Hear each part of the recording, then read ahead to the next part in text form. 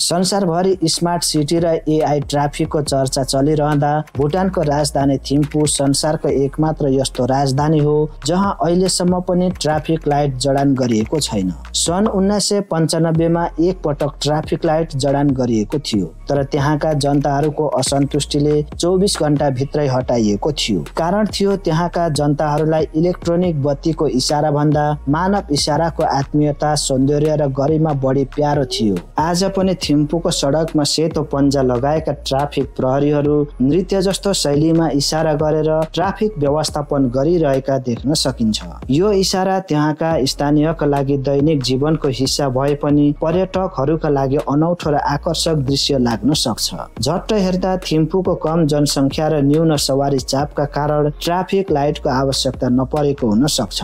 अझ गहिरेर हेर्ने हो भने भुटानको ग्रोस नेसनल ह्याप्पिनेस अर्थात् सामूहिक सुखलाई प्राथमिकता दिने नीति अवलम्बन गर्दै आएको हुनाले संवेदना, सम्बन्ध र सरलतालाई प्रविधि भन्दा माथि राखेको छ।